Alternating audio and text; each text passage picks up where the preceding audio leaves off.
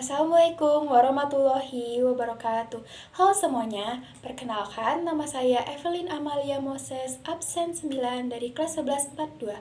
Pada video ini saya akan membahas sebuah buku klasik yang sangat terkenal di Prancis, akan kontroversial dan emosionalnya novel ini.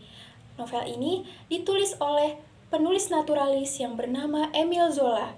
Karya tersebut berjudul La Bête Humaine atau dalam bahasa Indonesianya Hati Iblis. Langsung saja ke pembahasan saya yang berikutnya. Novel ini diterbitkan pertama kali pada tahun 1890 di Perancis. Novel ini memiliki halaman yang cukup tebal karena berjumlah 12 bab atau yang berarti 550 halaman. Cerita dari novel ini diawali dengan sepasang suami istri yang bernama Robo yang merupakan pegawai kereta api dan istrinya Severin. Robo merasa kecewa, marah, diliputi rasa cemburu setelah mengetahui masa lalu istrinya yang kelam.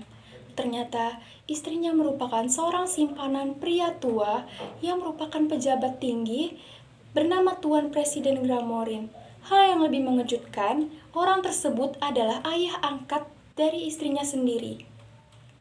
Robert merasa kecewa hingga memaksa Severin untuk membantunya membunuh Tuan Presiden untuk membalaskan dendam. Pada akhirnya, Severin mau membantu Robert dan pembunuhan pun terjadi pada malam hari di dalam kereta. Namun, tanpa mereka sadari, terdapat seorang saksi dari luar kereta, yaitu Jacques Lantier, rekan kerja Robert.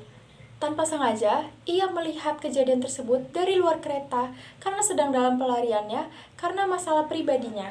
Jacques sendiri memiliki kelainan psikologis, yaitu ketika ia merasa tertarik secara seksual terhadap seorang wanita, hasrat tersebut berubah menjadi dorongan untuk membunuh wanita tersebut. Saat bertemu Robo dan Severin dalam penyelidikan, awalnya Jacques tidak ingin ikut campur dalam kasus tersebut. Namun, dorongan dalam hatinya membuat ia tertarik dan pada akhirnya ia mengaku sebagai saksi dalam pembunuhan tersebut. Tentunya, hal ini merupakan ancaman bagi sepasang suami istri tersebut. Lalu, suami istri tersebut merencanakan untuk mengakrabkan diri kepada Jacques agar Jacques tidak membocorkan rahasia tentang pembunuhan itu. Jacques pun mencoba menghindari suami istri tersebut, terutama Severin, karena takut hasrat gelapnya itu akan muncul kembali. Namun, kenyataannya di dekat Severin, ia merasa lebih manusiawi dan lebih tenang. Ia percaya bahwa Severin dapat menyembuhkan penyakit lamanya ini. Lalu mereka menjalani hubungan terlarang di belakang Robo. Hubungan terlarang ini membawa mereka ke dalam masalah yang lebih mendalam dan resiko yang lebih besar. Hal yang menarik dalam novel ini menurut saya terdapat pada karakter Jacques Lantier, di mana Jacques Lantier ini memiliki gangguan psikologis yang benar-benar di luar akal sehat. Bahkan selain hasrat gelap, ia memiliki hasrat seksual tersendiri untuk lokomotifnya sendiri bernama La Liaison. Ini tercantum pada buku novelnya. Dan hasrat tersebut merupakan pelarian Jacques daripada mencintai wanita yang berujung menimbulkan hasrat gelap. Namun, di sisi lain, ia tetap membuka hati untuk Severin dan mencoba menjalani kehidupan yang baru. Alasan saya kenapa novel ini begitu menarik, karena novel ini bukan cerita tentang cinta dan kejahatan saja, melainkan kita juga menyelami psikologi dari setiap tokohnya.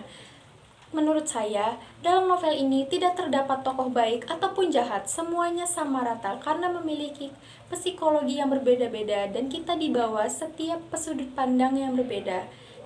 Secara keseluruhan, novel ini cocok diberi 8,5 karena menurut saya novel ini memiliki bahasa yang cukup berat karena novel ini merupakan terjemahan dari bahasa Prancis dan berlatar di Prancis sehingga saya kurang familiar dengan tempat-tempat yang disebutkan di dalam novel.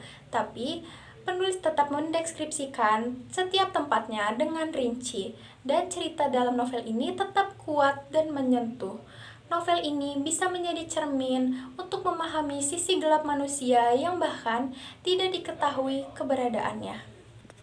Terima kasih karena telah menonton video saya. Saya harap review saya dapat memberikan gambaran tentang isi dari novel La Bête Humaine.